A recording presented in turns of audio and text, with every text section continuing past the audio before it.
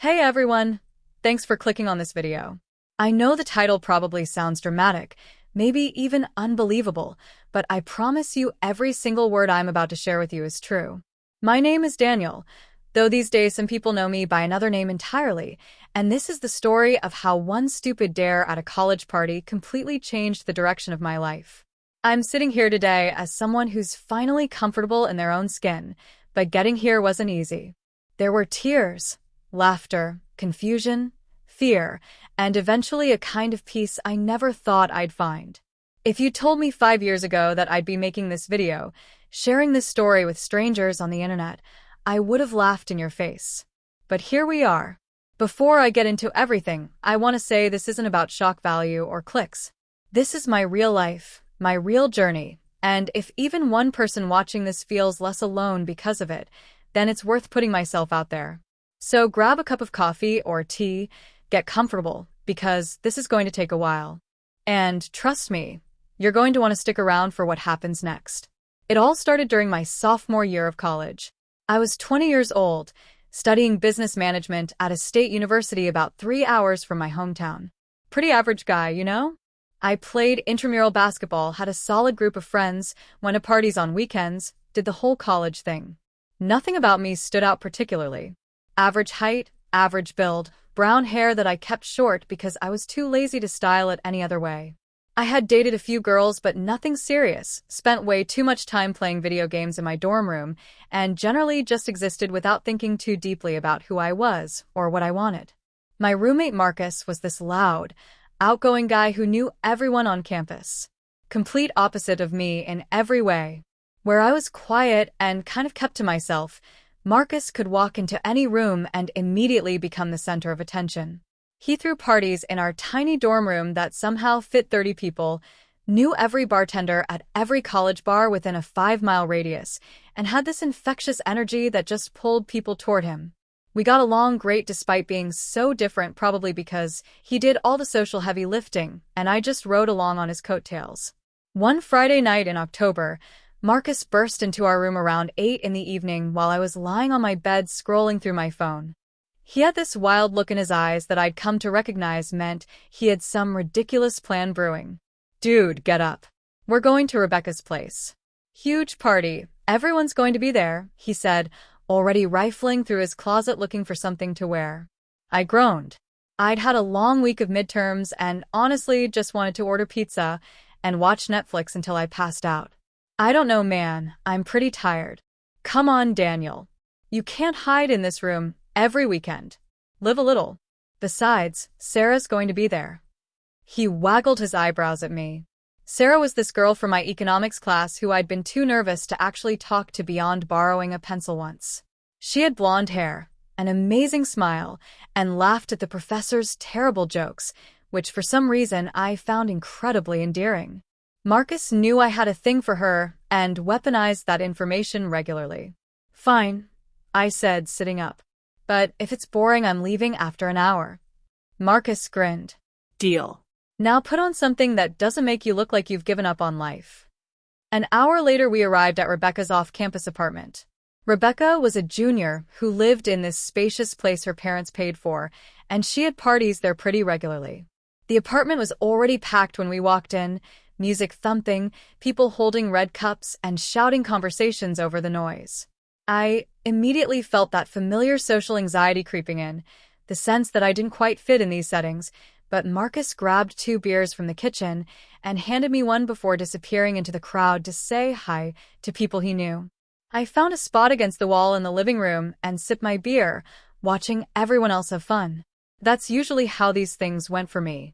I'd show up, stand around awkwardly for a while, maybe have 1 or 2 conversations with people I sort of knew, then leave early and feel relieved to be back in my quiet dorm room. But then I saw her.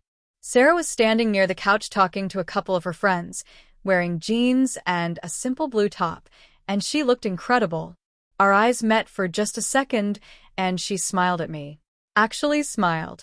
My heart did this stupid flutter thing, and suddenly, I was very glad Marcus had dragged me out. I was working up the courage to go talk to her, when Marcus appeared again with a group of guys I recognized from around campus. Jake, Tyler, and Chris. They were all on the lacrosse team, the kind of guys who seemed to have life figured out in a way I definitely didn't. "Danny boy," Jake said loudly, throwing an arm around my shoulders. He was already pretty drunk. "You playing truth or dare with us?" "I don't know, I was actually going to." "Come on, man. Don't be lame." Tyler cut in. "Everyone's playing. It'll be fun." Before I could protest further, I was being pulled into the circle of people forming in the middle of Rebecca's living room. About 15 of us sat down, and I found myself between Marcus and a girl named Emma, who I'd had biology lab with freshman year. Sarah was directly across from me in the circle, which made my palms sweat. The game started innocently enough. Someone had to text their ex. Someone else had to do a shot of hot sauce.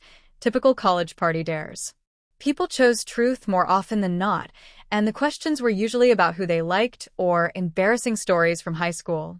I chose truth the first time it came to me and had to admit the most embarrassing thing I'd ever done, which was accidentally calling my 7th grade teacher Mom in front of the whole class. Everyone laughed. I turned red, and the game moved on. But then it came back around to me, and this time Jake was the one asking, "Daniel, truth or dare?" I should have said truth again. I really, really should have. But Sarah was watching, and I'd said truth last time, and something in me wanted to prove I wasn't boring. "Dare," I heard myself say. Jake's face lit up with this mischievous grin that made me immediately regret my choice. He leaned over and whispered something to Tyler and Chris, and all 3 of them started laughing. My stomach dropped. "All right, Danny," Jake said, still grinning. "Here's your dare. Rebecca's room is down that hall, right? We happen to know she's got a whole closet full of dresses and stuff. You have to go in there, pick out a complete outfit, put it on, do your makeup, the whole deal, and come back out here and model it for everyone." The room erupted in laughter and cheers. Someone started chanting, "Do it, do it, do it," and soon half the room had joined in. I felt my face burning red, my heart pounding. I looked at Marcus, hoping he'd intervene, but he just shrugged with an apologetic smile. "Come on, that's not fair." I started to protest. Rules are rules, man," Jake interrupted. "You chose dare. Unless you want to chicken out in front of everyone." My eyes flicked to Sarah. She was smiling, not in a mean way, but like she thought this was funny and harmless. If I refused, I'd look like I couldn't take a joke. If I did it, I'd be humiliated for one night, but at least people would think I was a good sport. A college logic made it seem like the latter option was better. "Fine," I said, standing up before I could change my mind. "But someone needs to help because I have no idea what I'm doing." Emma jumped up. "I'll help. This is going to be hilarious." Rebecca gave us permission to use her room, and suddenly Emma and I were walking down the hallway while everyone behind us cheered. My hands were shaking. This was so stupid. Why had I agreed to this? Rebecca's bedroom was surprisingly neat. A large bed with a floral comforter, string lights along the walls, and a huge closet that Emma immediately opened to reveal more clothes than I'd ever seen in one place outside of a store. "Okay, let's see," Emma said, flipping through hangers. "You're pretty thin, so most of this should fit you. What do you want to wear? Something slutty or something classy? Something that covers as much of me as possible," I muttered, sitting on the edge of Rebecca's bed and wondering if I could somehow escape through the window. Emma laughed. "Don't be such a baby. This is fun. Okay, how about this?" She pulled out a simple black dress that looked like it would fall to about knee length. It had long sleeves and a modest neckline. As far as dresses went, it seemed pretty tame. "Sure, whatever," I said. "Great. Now take off your shirt and jeans. You can leave your boxers on. The dress should cover them." I hesitated, but Emma turned around to give me privacy, while she rummaged through drawers looking for accessories or whatever.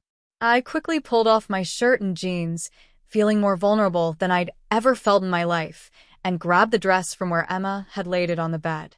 Getting it on was harder than I expected. There was a zipper in the back I couldn't quite reach, and I had to ask Emma for help. She zipped me up while trying not to laugh, and when she spun me around to look at me, her eyes went wide. "Oh wow," she said. "Okay, this is going to be good. You've got the body for this, Daniel." Like, you actually look decent. I caught a glimpse of myself in Rebecca's full-length mirror and froze. The dress fit surprisingly well. It hugged my slim frame, the length was appropriate, and because I'd always been pretty skinny without much muscle definition, I didn't look as ridiculous as I'd feared. I looked like a guy in a dress, obviously, but it wasn't the complete disaster I'd imagined. "Okay, sit down," Emma commanded, pointing to Rebecca's desk chair. "We need to do something about your face." "Is that really necessary?" I asked weakly. "Absolutely. We're doing this, right?" For the next 20 minutes, Emma worked on my face with makeup from Rebecca's collection. She explained what she was doing as she went along, applying foundation to even out my skin tone, something called concealer under my eyes, eyeshadow in neutral browns, mascara to darken my lashes, blush on my cheeks, and finally a pink lipstick that she said was nude enough to not be scary. I sat there frozen the whole time, trying not to think about what I was doing or how I looked or what everyone back in the living room was thinking. Emma had this intense focus, like she was creating art, and honestly, it was kind of calming despite the bizarre situation. "Hair next," she announced, pulling out a brush and some bobby pins from Rebecca's desk. She brushed my hair, which was just long enough on top to work with, and pinned it in a way that looked slightly more feminine, sweeping it to one side. "Okay, last thing," Emma said, diving back into the closet and emerging with a pair of black flats. "Put these on." The shoes were slightly too small, but I managed to squeeze into them. Emma made me stand up and walk around the room a few times, critiquing my posture. "Don't slouch. Shoulders back. Smaller steps. You walk like a football player." After a few laps around the room, she finally deemed me ready. She grabbed her phone and pulled me in front of the mirror. "Look," she said.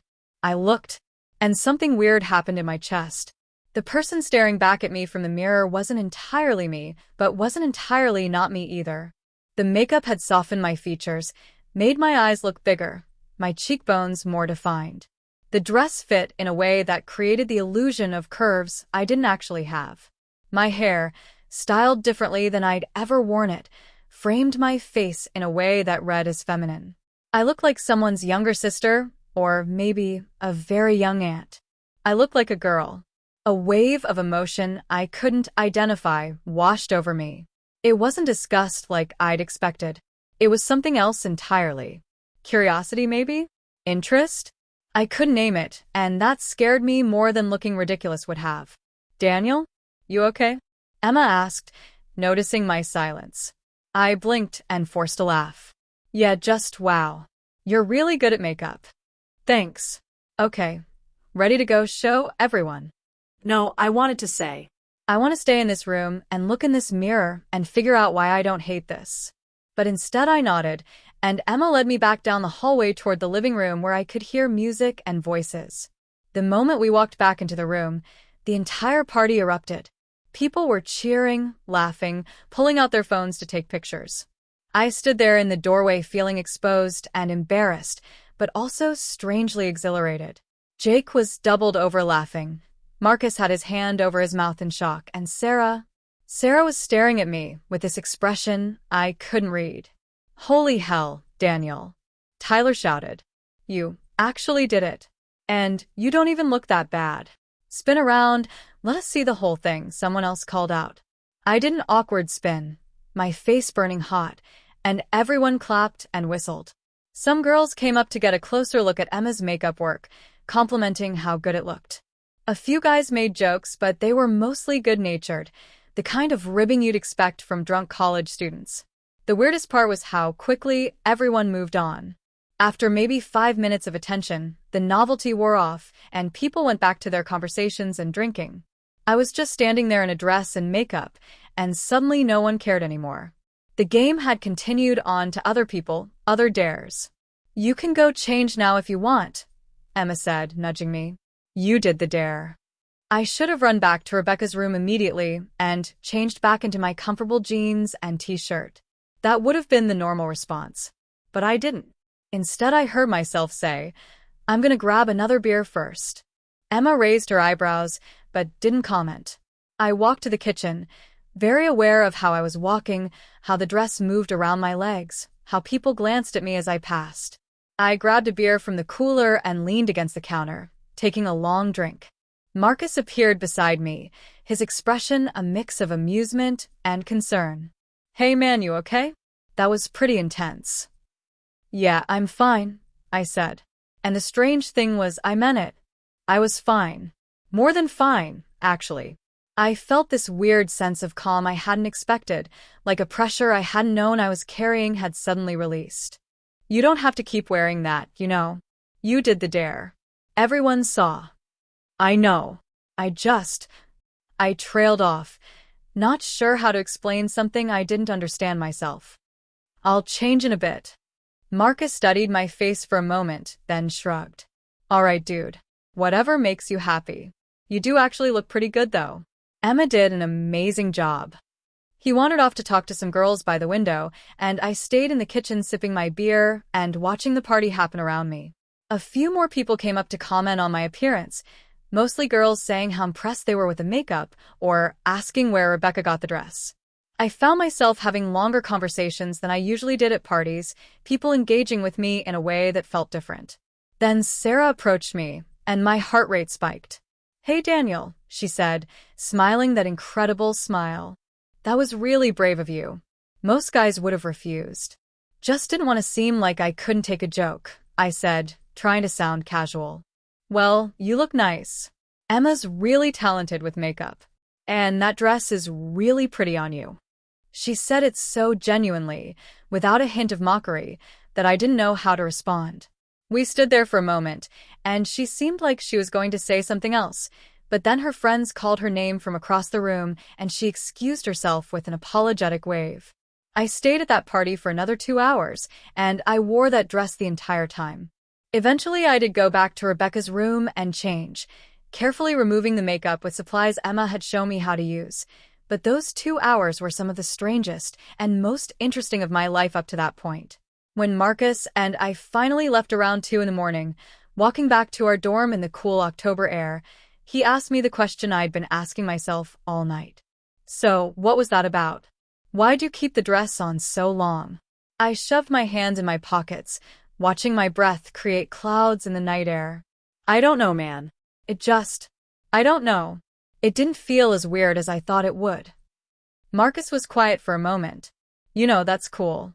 Whatever you're feeling or figuring out, that's cool." We didn't talk about it more that night, and when we got back to our room, I crashed into bed exhausted. But as I lay there in the dark, staring at the ceiling, I couldn't stop thinking about how I'd looked in that mirror. How I'd felt walking around in those clothes. How people had responded to me. Something had shifted, and I wasn't sure what to do about it. The next morning I woke up late with a mild hangover and tried to convince myself that the previous night hadn't been a big deal. It was just a stupid dare at a college party. People did embarrassing things when they were drunk all the time. This didn't mean anything. But over the next few days, I couldn't stop thinking about it. In class, I'd zone out remembering how the dress had felt. Walking across campus, I'd notice women's clothing in a way I never had before. At night before falling asleep, I'd replay those moments in front of the mirror, trying to recapture that feeling I'd had. It was driving me crazy. I tried to push it out of my mind, focusing on homework and basketball and anything else that might distract me. But the thoughts kept creeping back in, persistent and confusing. About a week after the party, I was sitting in the library trying to study for an accounting exam when I finally gave in and opened a private browser window on my laptop. My hands were shaking as I typed, "Why do I want to cross-dress?" into Google. What came up was overwhelming. Forums, articles, videos, personal stories from people all over the world describing experiences similar to what I was feeling. I spent hours reading, learning terms I'd never heard before, seeing pictures of people who looked happy and comfortable in ways I envied. The more I read, the more I realized this wasn't just about wearing a dress one time as a joke. This was something deeper, something that had apparently been sitting inside me waiting to be discovered. The thought terrified me. I came from a pretty traditional family. My dad was a contractor who valued things like sports and cars and being tough. My mom was sweet but conservative, involved in church activities and charity work. I had one younger sister, who was everything I wasn't, confident and social and comfortable in her own skin. The idea of telling any of them that I wanted to explore wearing women's clothing was impossible to imagine. So, I decided to keep it to myself. I'd read enough stories online to know that plenty of people did this in private, that it was possible to explore these feelings without it becoming your whole identity or public knowledge. I just needed to try it one more time alone and see if the feeling from the party had been a fluke or something real. The problem was figuring out how. I couldn't just walk into a women's clothing store and start shopping without feeling incredibly self-conscious and worried about running into someone I knew. I didn't have any sisters or girlfriends whose clothes I could borrow. I was stuck. Then I remembered something. My mom had mentioned a few months ago that she was cleaning out the attic and had boxes of old clothes she was planning to donate to Goodwill, but hadn't gotten around to it yet. When I'd gone home for a weekend the previous month, I'd seen those boxes stacked in the garage. My mom was petite, and while our body types weren't identical, we were both slim. There was a chance her old clothes might fit me. The next weekend was Thanksgiving break, which meant I'd be home for 4 days. I made a plan that felt simultaneously thrilling and terrifying. I'd wait until everyone was asleep one night, go down to the garage, and see if I could find something to try on. Just once. Just to see if the feeling was real, or if I'd built it up in my head. Thanksgiving dinner was, as it always was in my family. My dad told stories about jobs he'd worked on. My mom fussed over everyone eating enough. My sister talked about her high school drama, and I sat quietly eating turkey and trying not to think about what I was planning to do later. That night, I lay in my childhood bedroom waiting for the house to go silent. My dad went to bed around 10, my mom followed at 10:30, and my sister's light went off around 11. I forced myself to wait until midnight, just to be safe, my heart pounding the entire time. Finally, when I was sure everyone was asleep, I crept out of my room and down the stairs, avoiding the creaky third step from the bottom. The house was dark except for the night light in the kitchen. I slipped through the side door into the garage, closing it carefully behind me. The garage was cold and smelled like motor oil and old cardboard. I used my phone's flashlight to find the boxes my mom had marked "Donate Clothes" in her neat handwriting. There were 3 of them, and I opened the first one with shaking hands. Inside was a mix of items. Sweaters, jeans, blouses, some things that looked like they were from the 90s based on the style. I dug deeper and found a simple blue dress, similar in style to the black one I'd worn at the party. I held it up in the dim light from my phone. It looked like it might fit. I grabbed the dress and a few other items that caught my eye, a cardigan and a skirt, and carried them back into the house. Instead of going to my room where I might wake my sister in the next room over, I locked myself in the downstairs bathroom. My hands were trembling as I undressed and pulled the blue dress over my head. It fit even better than Rebecca's dress had. The fabric was soft and comfortable, and when I looked at myself in the bathroom mirror, that feeling came rushing back. That sense of rightness I'd felt at the party, that strange calm. I tried on the other items I'd grabbed, experimenting with combinations. The skirt with a blouse. The cardigan over the dress. Each time I changed, I'd study myself in the mirror, trying to understand what I was feeling and why. There was no makeup this time, no styled hair, no fancy shoes. Just me and some clothes that weren't made for my gender. And yet I felt more like myself than I could remember feeling in a long time. How did that make any sense? I stayed in that bathroom for almost an hour, trying things on and taking them off, sitting on the edge of the bathtub in a dress and thinking about what this meant. Finally, fear of getting caught overrode my desire to keep exploring.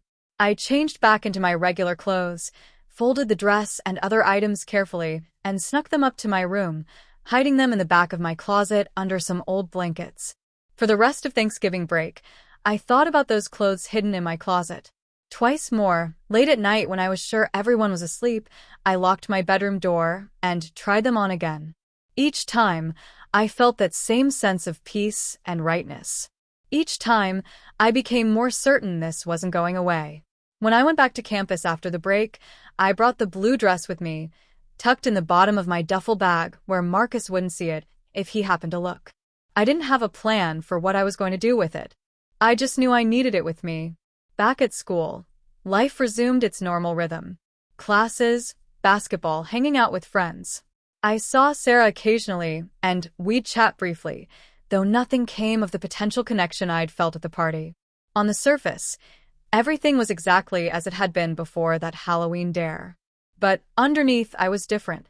I'd been opened up to something I couldn't close again, and it was constantly on my mind. I started noticing things I'd never paid attention to before. How women moved in their clothes, how makeup changed their appearance, how much effort and thought went into presentation and style. I found myself watching makeup tutorials on YouTube late at night with headphones on, learning techniques and product names. I'd scroll through online clothing stores, imagining what different items might look like on me. It felt like living a double life. Outward Daniel, the regular college guy who played basketball and studied business and blended into the background. And this other version, this hidden self that came alive when I thought about or wore women's clothing. I knew I needed to try it again properly, with makeup and everything like at the party. The blue dress hidden in my closet wasn't enough anymore. But I also knew I couldn't do it in the dorm with Marcus around, and I couldn't exactly ask Emma to help me again without making it weird. Then an opportunity presented itself. Marcus mentioned he was going home for a long weekend in early December to attend his cousin's wedding. I'd have the dorm room to myself from Friday afternoon until Monday morning. 48 hours of complete privacy. I started planning immediately. I'd need makeup, which meant somehow acquiring it without looking suspicious. I'd need to watch more tutorials so I could do it myself without Emma's help. And I'd need the courage to actually go through with it when the time came. The week before Marcus left, I walked to the CVS about a mile from campus, choosing one where I was unlikely to run into anyone I knew. I'd made a list on my phone of basic makeup items based on my YouTube research. Foundation, concealer, eyeshadow palette, mascara, blush, lipstick. Standing in the makeup aisle, I felt like everyone in the store was watching me, judging me, though realistically no one cared what some random college kid was buying. I grabbed items quickly, not paying much attention to exact shades or brands, just trying to get in and out as fast as possible. At the register, the middle-aged woman checking me out didn't even glance up as she scanned everything.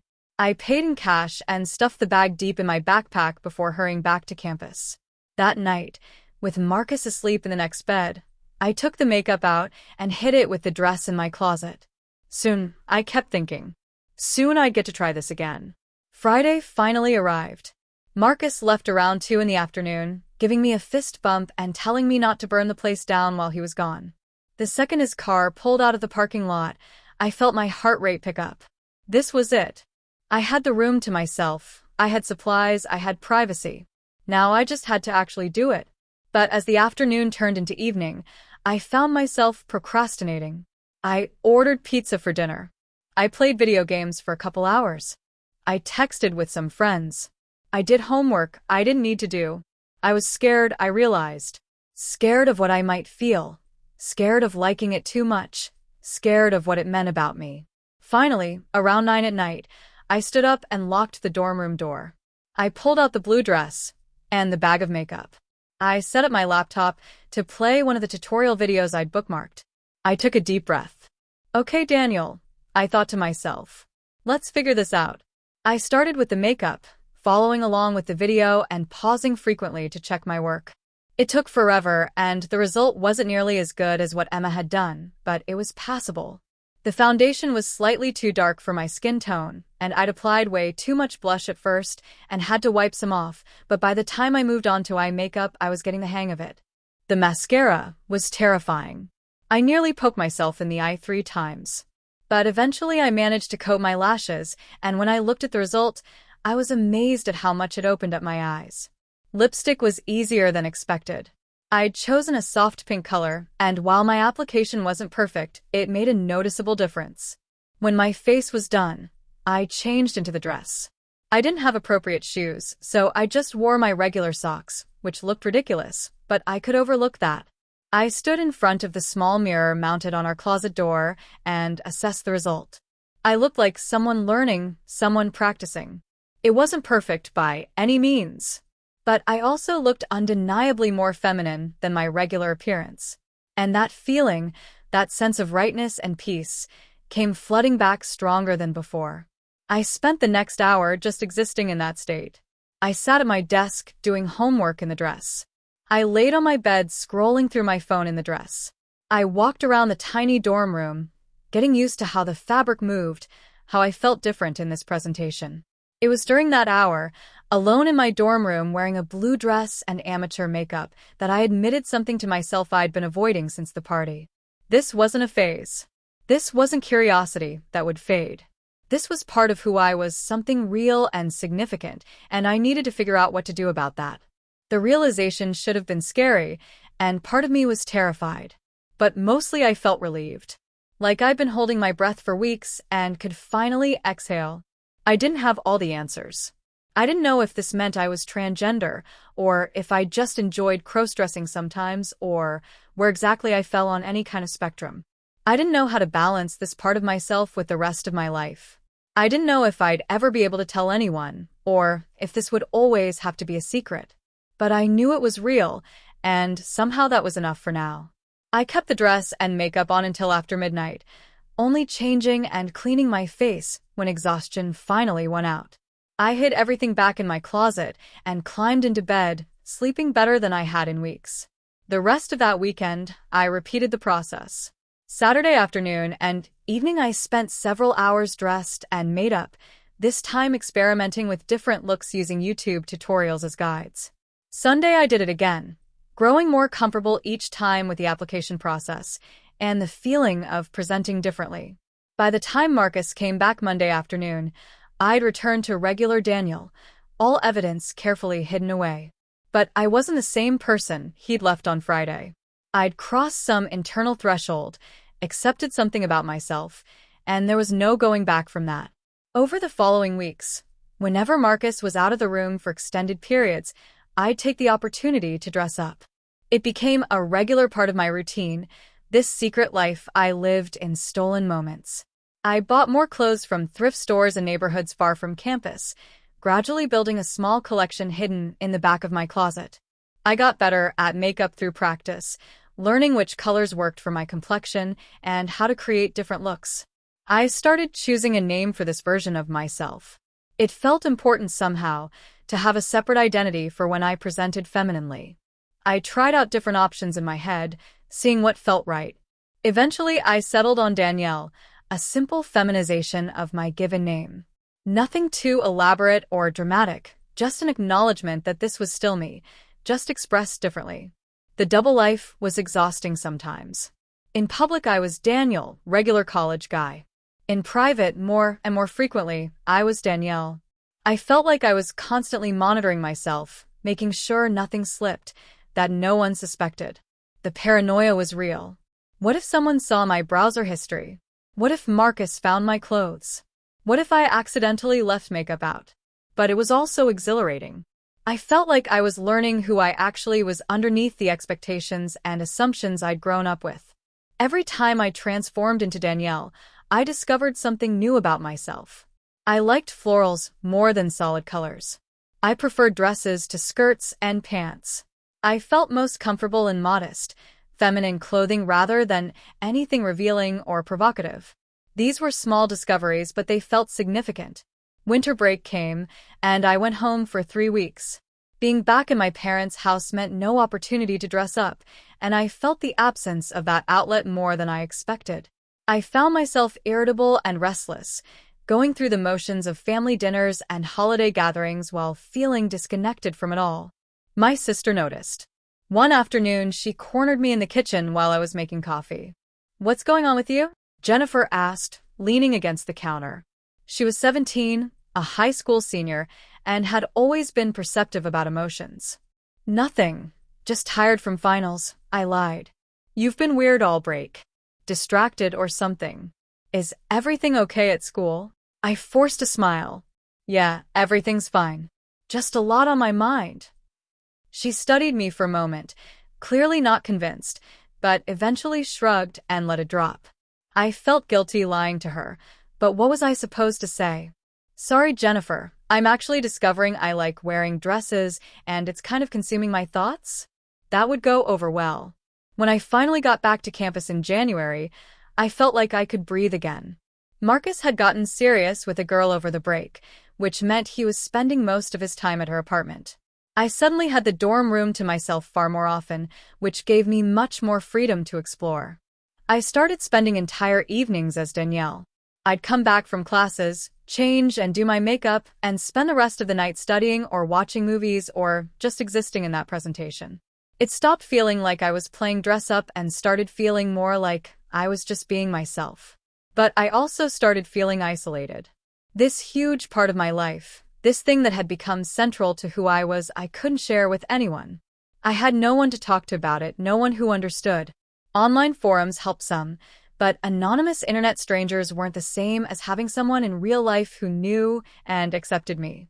I thought about telling Marcus sometimes. We were close, he was a good friend, and he'd made that comment after the party about whatever I was figuring out being cool. But every time I worked up the courage, I'd chicken out. What if he reacted badly?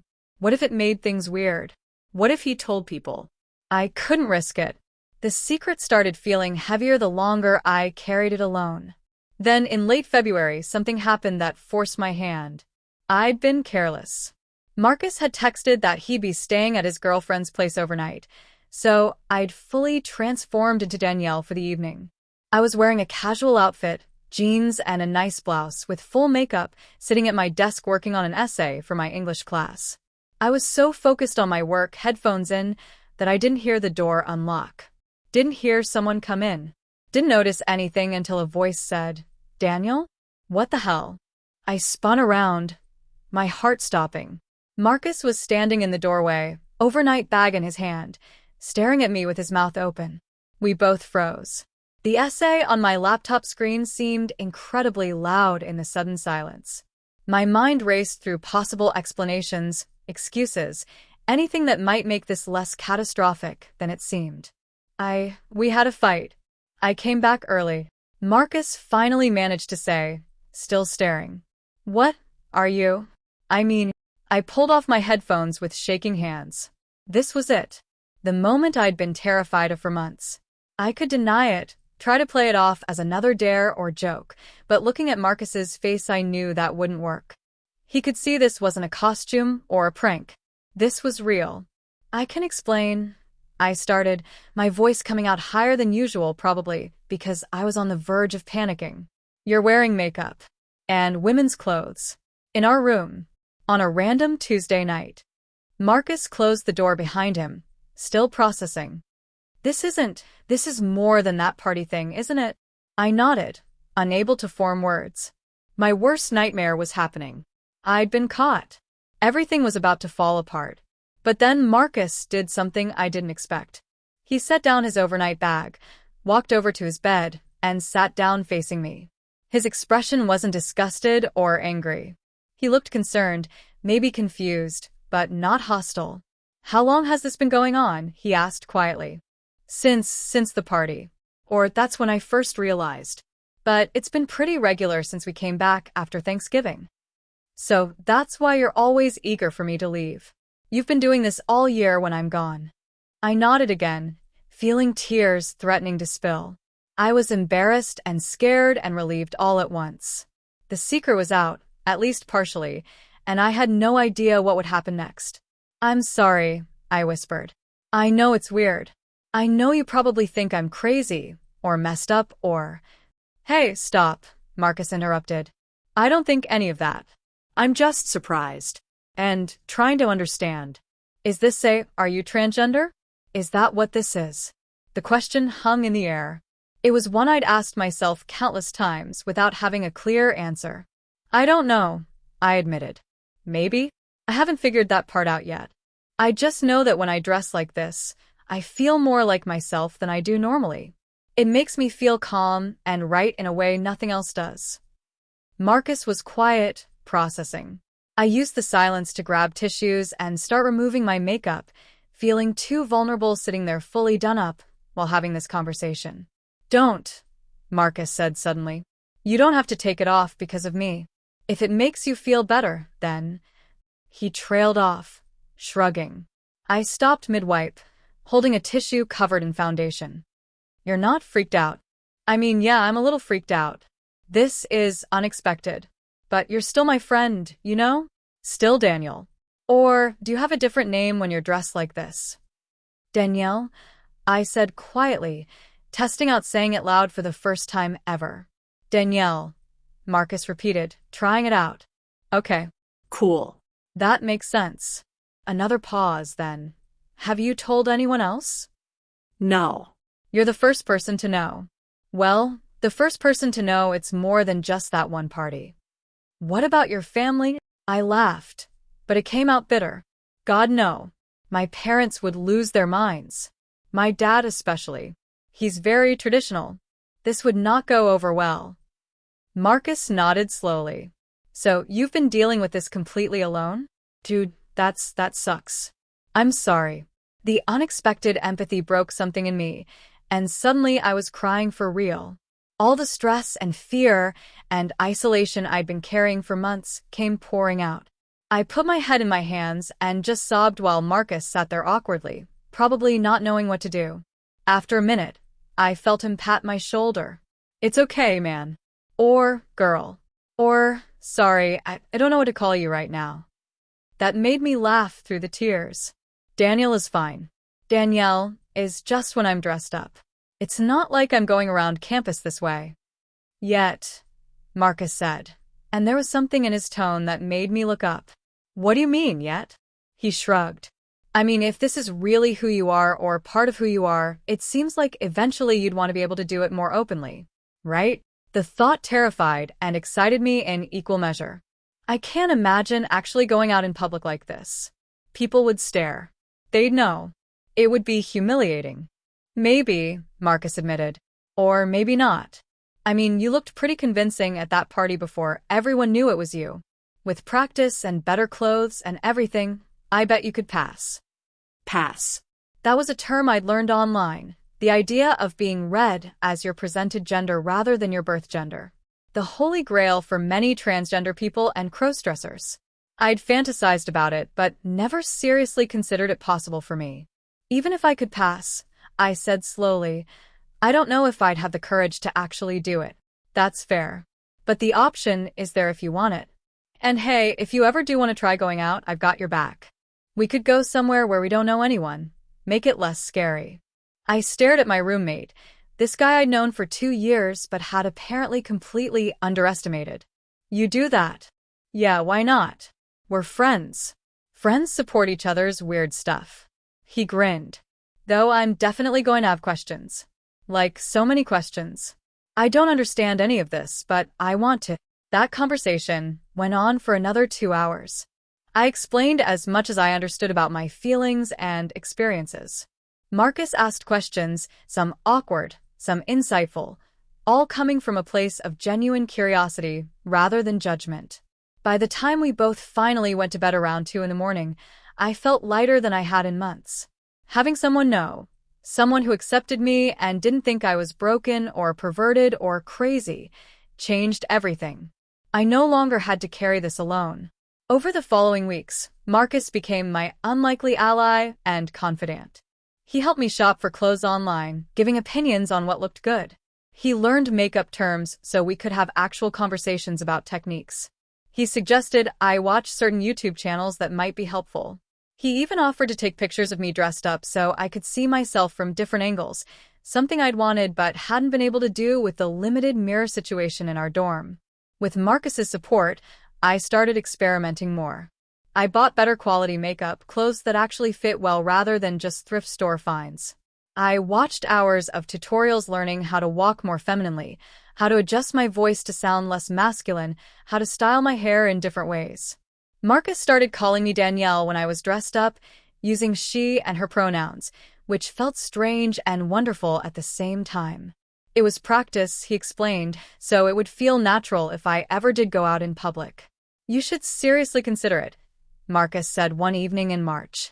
I was dressed in a casual spring outfit, jeans and a flowery top, practicing makeup looks for an imaginary situation where I might need them. There's that LGBT club on campus. I bet they'd be cool about it. You could go to one of their meetings. As Danielle? I asked, blending eyeshadow and trying not to mess it up. Yeah, why not? It's supposed to be a safe space for exactly this kind of thing. The idea was terrifying but also appealing. A whole room of people who would understand, who might have similar experiences. But it also meant being seen in public as Danielle, which I'd convinced myself I'd never be ready for. Maybe, I said noncommittally. But Marcus planted a seed that kept growing. I started looking at the LGBT club's social media, reading about their events and meetings. They had a weekly gathering every Thursday evening in one of the student union buildings. Open to all students, no pressure, just a place to hang out and meet others in the community. I spent weeks thinking about going. Every Thursday, I'd get dressed as Danielle in our dorm room, fully intending to walk over to the student union, and then I'd chicken out and change back into Danielle. The fear of being seen, of people knowing, was paralyzing despite how much I wanted it. Then one Thursday in mid-April, Marcus took matters into his own hands. I was dressed in a nice purple dress I'd bought online, makeup done carefully, having once again talked myself out of going to the meeting. "Get up," Marcus said suddenly, grabbing his jacket. "What?" "We're going." Right now. "No more excuses." "Marcus, I can't." "Yes, you can. You've been ready for weeks. You look great. And if you hate it, we leave immediately, I promise. But you need to at least try, or you're going to regret it forever." He was right. Damn him. I'd been making excuses based on fear while claiming I wanted to do this. If I didn't go now, with Marcus literally offering to walk me there, I never would. "Okay," I heard myself say. "Okay, let's go before I change my mind." I grabbed a cardigan to put over my dress since the evening air was cool, and Marcus and I left the dorm. Walking across campus as Danielle for the first time, in public where anyone could see me, was one of the most terrifying experiences of my life. Every person we passed felt like they were staring, judging, seeing through me. My heart was pounding so hard I thought it might burst. "You're doing great," Marcus said quietly beside me. "Just keep walking." Almost there. The student union came into view, and I could see through the windows that the LGBT club meeting was already in progress. About 20 people sat in a circle, someone standing in the middle talking. I froze on the sidewalk outside. "I can't do this." "Yes, you can. I'll be right there with you. We walk in, we sit down, we listen. That's it. You don't have to talk if you don't want to." I took a deep breath, then another. Marcus opened the door, and I followed him inside before I could overthink it anymore. The conversation paused as we entered, everyone looking toward the door. I felt my face flush hot, certain everyone could tell I wasn't really a girl, that I was just some guy in a dress, making a mockery of everything. But then a girl with short pink hair smiled warmly and gestured to 2 empty chairs. "Come on in. We're just doing introductions. I'm Riley, club president." "Welcome, Marcus," and I sat down, and the introductions continued around the circle. People shared their names, pronouns, and something interesting about themselves. There was so much diversity in the group, people of all different presentations and identities. Some people I'd never have guessed were LGBT if I'd passed them on campus. Others were more obviously queer in their presentation. When it got to me, I hesitated, then said quietly, "I'm Danielle. She and her. And this is my first time here." "Welcome, Danielle," several people said at once, and the warmth in their voices was genuine. The meeting continued, discussion about upcoming events and community issues, and I slowly relaxed. No one was staring at me. No one seemed to think I didn't belong. I was just another person in the circle, another member of this community. After the formal meeting ended, people broke into smaller conversations. Riley came over to where Marcus and I were standing awkwardly near the snack table. "So, Danielle, what brings you to the club?" she asked, grabbing a cookie.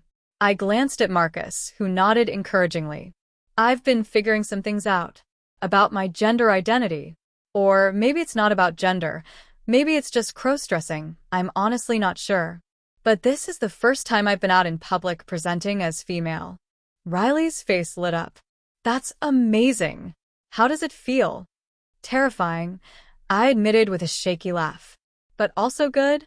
"I don't know, it's complicated." "It usually is," Riley said kindly. "Gender is weird and confusing and different for everyone. There's no rush to figure out exactly what it means for you. The important thing is you're exploring it safely." We talked for a while longer, and Riley introduced me to a few other members who had similar experiences.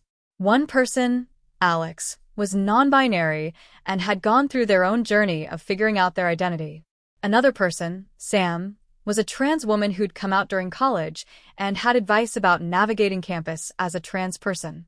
By the time Marcus and I left an hour later, I felt connected to something bigger than myself.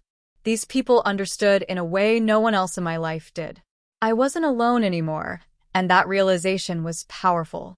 Walking back to the dorm, I felt like I was floating. The terror had faded, replaced by exhilaration and relief. I'd done it. I'd been out in public as Danielle, and the world hadn't ended. That was incredible, I told Marcus. Thank you for pushing me to go. You did all the hard part, he said. I just got you out the door. But yeah, that seemed like it went really well. You gonna go back next week? Definitely. And I did. Every Thursday for the rest of that semester, I attended the LGBT club meetings as Danielle. I made friends, learned more about different identities and experiences, and slowly became more comfortable existing as my feminine self in public. The club organized outings sometimes, trips to diners or bowling or movie theaters, and I started joining those too. Each time I went out as Danielle, it got a little easier. I stopped being so hyper-aware of every person who looked at me, stopped assuming everyone was judging or clocking me. Most people were just living their lives and didn't care what I was wearing. I even started going to classes occasionally as Danielle, choosing larger lecture halls where I could sit in the back and hopefully not draw too much attention. The first time I did it, I was convinced my professors would say something or other students would laugh, but nothing happened. I took notes, listened to the lecture, and left when class ended just like always. By the end of spring semester, I'd built a life where Danielle existed alongside Daniel, each one real and valid in different contexts. It wasn't perfect, I was still figuring out so much, but it was progress. Summer break meant going home again, back to my conservative family, where Danielle couldn't exist.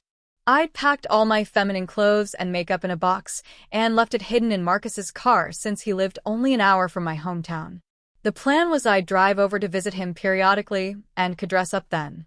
Being home and back to being only Daniel full-time was harder than I expected. I felt like I was wearing a costume, playing a role that no longer fit right. My parents noticed I seemed off. "You've been so quiet this summer," my mom said one day while we were working in the garden together. "Is everything okay at school? Your grades are good, right?" "Yeah, Mom, everything's fine. Just tired." She gave me that look mothers have, the one that says they know you're not being entirely honest, but they won't push too hard. "You know you can talk to us about anything, right? Whatever it is, we love you." The words were kind, but I knew the limits of that love. My parents loved Daniel, their son, who fit their expectations. I seriously doubted they'd love Danielle, who challenged everything they believed about gender and identity.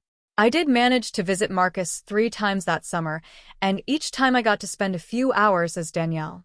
Those brief windows kept me sane during the long months of playing the role my family expected. Junior year started in late August, and I moved into a new dorm with Marcus. This time we had a slightly larger room with more privacy, which was perfect. I decided over the summer that I wanted to be more open about Danielle in the coming year, to integrate both parts of myself more fully. The LGBT club welcomed me back enthusiastically, and I became more active in the organization. I volunteered to help plan events, joined their social committee, and made real friendships with people who knew me as both Daniel and Danielle. I also started talking to a counselor at the Student Health Center, who specialized in gender identity. She helped me work through my feelings and figure out what this all meant for me personally. Through our sessions, I came to understand that I wasn't transgender in the traditional sense. I didn't want to transition permanently or live as a woman full-time. But I also wasn't just a crossdresser for fun or fetish purposes. I was somewhere in between, someone who felt like both identities were authentic expressions of myself. The counselor introduced me to the term gender fluid, and while I wasn't sure if it perfectly described my experience, it was closer than anything else I'd found. Some days I felt masculine and wanted to present as Daniel. Other days I felt feminine and wanted to present as Danielle. Both were real, both were me. With that framework, I started being more intentional about when and how I presented. I'd check in with myself each morning and decide who I felt like being that day. Some weeks I'd be Daniel every day. Other weeks I'd be Danielle more often. It varied, and I learned to be okay with that fluidity. Not everyone understood. I lost some friends who thought the whole thing was weird or wrong. There were people who refused to use the right name or pronouns depending on how I was presenting. A few people made cruel comments or jokes at my expense. But I also found incredible support. The LGBT club rallied around me when someone spray-painted slurs on my dorm room door. My professors were accommodating about using different names for different assignments when I explained my situation. And Marcus remained my steadfast friend through all of it, never judging, always supportive. The hardest part was still my family. I went home less frequently, making excuses about being busy with school and work. When I did go home, I was exhausted from having to be only Daniel for days at a time. The disconnect between who my family thought I was and who I actually was felt like it was growing wider. My sister noticed during Christmas break of junior year. She cornered me in my room one evening, closing the door behind her. "Who are you texting with that's making you smile like that?" she asked, flopping onto my bed. I'd been messaging Riley about something funny that happened at a club meeting. "Just a friend from school." "A girlfriend?" Jennifer asked, wiggling her eyebrows. "No, just a friend." She studied me with that perceptive look. "You're hiding something. You've been different every time you come home. What's going on with you?" I should have deflected, changed the subject, protected my secret. But I was tired of lying, especially to Jennifer, who I'd always been close to growing up. "If I tell you something, you have to promise not to tell Mom and Dad," I said carefully. Her eyes went wide with curiosity. "I promise." "What is it? Did you get someone pregnant? Are you failing out?" "No, nothing like that." I took a breath, diving in. Sometimes at school, I dress in women's clothing. I wear makeup and present as female. I go by a different name, Danielle. And it's a really important part of who I am, but I know Mom and Dad wouldn't understand. The silence that followed felt endless. Jennifer's expression cycled through surprise, confusion, and processing. I braced myself for rejection or disgust.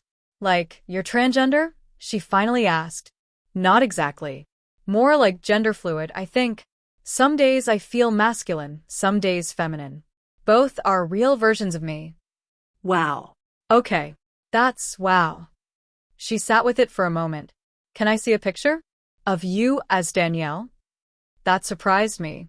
I pulled out my phone and found a recent photo Marcus had taken of me at a club event.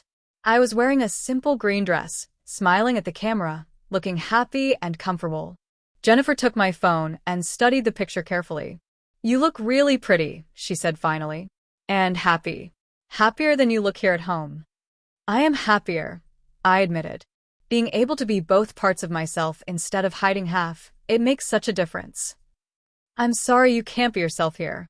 That must really suck." She handed my phone back. "For what it's worth, I think it's cool that you figured out something about yourself and you're living authentically, even if it's complicated." I felt tears prick my eyes. "You're not weirded out?" "I mean, a little, just because it's unexpected. But you're still my brother. Or sister sometimes, I guess? How does that work?" We spent the next hour talking through everything. I explained the terminology, answered her questions, showed her more pictures. Jennifer told me about some non-binary students at her high school and how she'd been learning about gender identity in her psychology class. She was remarkably understanding for a 17-year-old. "Are you ever going to tell Mom and Dad?" she asked eventually. "I don't know. Maybe someday, but not anytime soon. I don't think they're ready to hear it." "Yeah, probably not. But I hope you can tell them eventually. It sucks that you have to hide this." Having Jennifer know changed the dynamic at home. She became an ally, running interference when our parents asked too many questions about my life, using coded language to ask how things at school were going. It made visits home slightly more bearable knowing at least one family member knew and accepted all of me. Senior year brought new challenges and opportunities. I was taking more advanced business classes, starting to think about life after graduation, and trying to figure out how Danielle would fit into my future professional life. I couldn't exactly show up to job interviews in a dress some days and a suit others. The real world seemed less forgiving than the college bubble. I talked through these concerns with my counselor, with friends from the LGBT club, with Marcus during late-night conversations in our dorm. The conclusion I came to was that I'd probably need to be primarily Daniel in professional settings, at least initially. Save Danielle for personal time, weekends, social situations. It wasn't ideal, but it seemed realistic. I also started dating for the first time since figuring out my gender identity. It was complicated. Most straight women weren't interested once they found out about Danielle. Most lesbians saw me as a man and weren't interested. I existed in this weird in-between space that made romantic connections difficult. But then I met Morgan at an LGBT club event in the fall of senior year. She was bisexual, a year younger than me, studying graphic design. She had purple streaks in her dark hair and an impressive collection of vintage band t-shirts and an immediate acceptance of my fluid gender presentation that felt refreshing. "So, you're Daniel sometimes and Danielle sometimes?" she asked on our first coffee date. I was presenting as Daniel that day. "Yeah, pretty much." "Is that weird?" "No weirder than anything else about gender," she said with a shrug. "Gender's all made up anyway. If you feel good being both, then that's what you should be." We started dating casually, and Morgan became one of my closest friends regardless of the romantic component. She was there for both my masculine and feminine days, treating both presentations as equally valid. When I was Danielle, she'd offer fashion advice and we'd go shopping together. When I was Daniel, we'd play video games and watch sports. She liked both versions of me, which was something I didn't realize I needed until I had it. My relationship with Morgan helped me realize something important. I'd been so focused on figuring out my gender identity that I'd forgotten about other aspects of relationships. Attraction, compatibility, shared interests, emotional connection. Those things mattered regardless of how I was presenting on any given day. By the time graduation approached in May, I'd built the life I was proud of. I had friends who knew and accepted me, a partner who loved both versions of me, family who at least partially understood, and most importantly, a sense of self that felt authentic and true. The dare at that party 3 years earlier hadn't been a one-time thing or a funny story to tell later. It had been the catalyst for discovering who I really was underneath the expectations and assumptions I'd been living with. It had opened a door I couldn't close, and walking through it had been the scariest and best thing I'd ever done.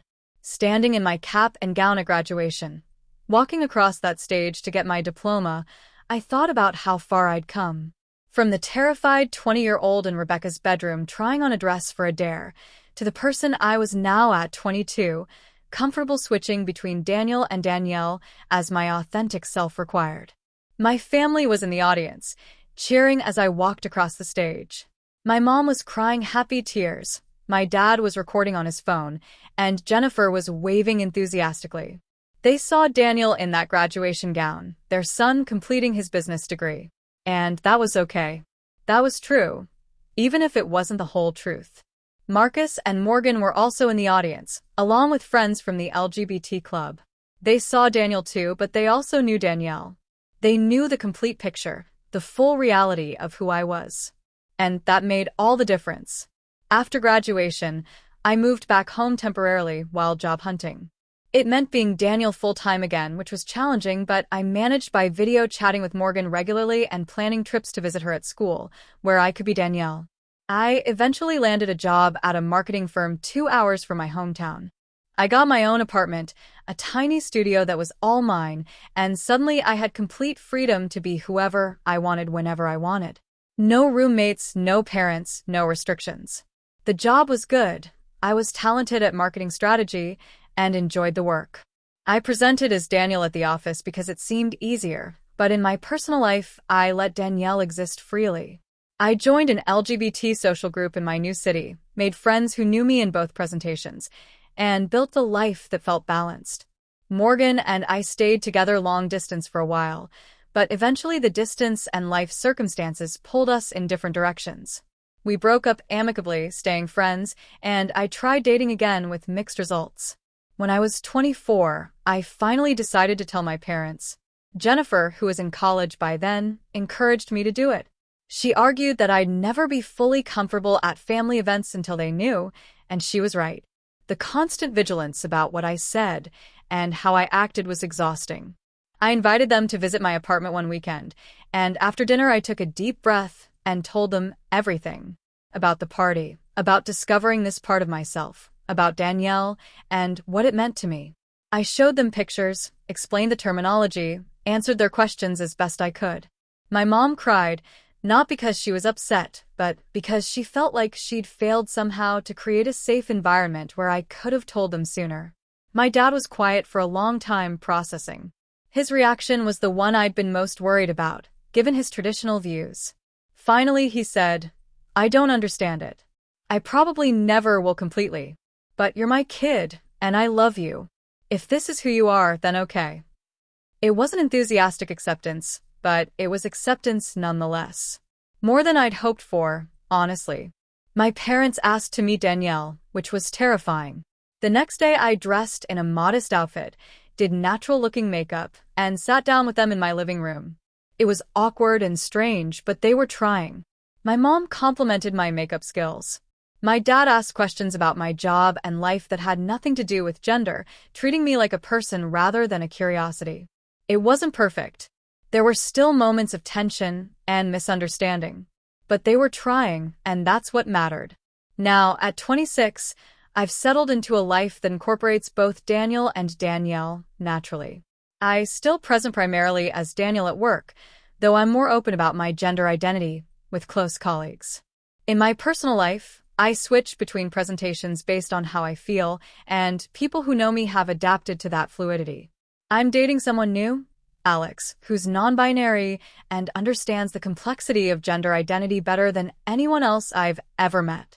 We have conversations about presentation and identity and social perception that I couldn't have with most people. It's refreshing to be with someone who gets it on such a fundamental level. Looking back at that dare 3 years ago, I'm grateful it happened. I'm grateful Emma was willing to help, grateful Rebecca let us use her room, grateful Jake suggested something that seemed humiliating but turned out to be liberating. Without that catalyst, I might have gone years or decades without discovering this part of myself. I might have lived my whole life feeling like something was missing without understanding what. The journey from that first time wearing a dress as a joke to now, living authentically as both Daniel and Danielle, has been complicated and challenging and absolutely worth it. I've lost friends and gained better ones.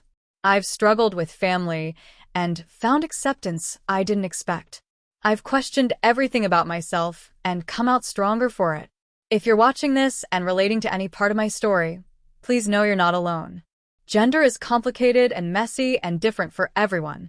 There's no one right way to be gender fluid or non-binary or transgender or whatever label does or doesn't fit your experience.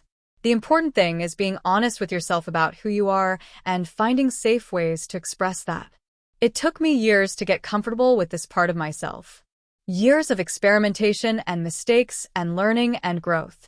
And I'm still learning, still growing, still figuring things out. That's okay. This isn't a journey with a clear endpoint. It's just life, being lived as authentically as possible. To anyone struggling with their identity, whether it's gender or sexuality or something else entirely, I want you to know it gets better. Not easier necessarily, but better. You find your people, you build your support system, you create a life that feels true to who you are. It takes time and courage, but it's possible. And if you're someone who doesn't understand gender fluidity or crossdressing or any of this, that's okay too. You don't have to understand to be respectful. You don't have to get it to use someone's correct name and pronouns. You don't have to relate to be kind. So that's my story. From a dare at a college party to a complete shift in how I understand myself and my identity. It started as something meant to embarrass me and became the key to unlocking who I really am. Life's funny that way sometimes. Thank you for watching, for listening, for being here. If this resonated with you, or you have questions, or you just want to connect, drop a comment below. I try to respond to as many as I can. And if you want to see more content like this, subscribe and hit the notification bell so you don't miss future videos. Remember, you're valid exactly as you are. Your identity is yours to define. And you deserve to live authentically, whatever that looks like for you. Take care of yourselves. Be kind to each other. And I'll see you in the next video.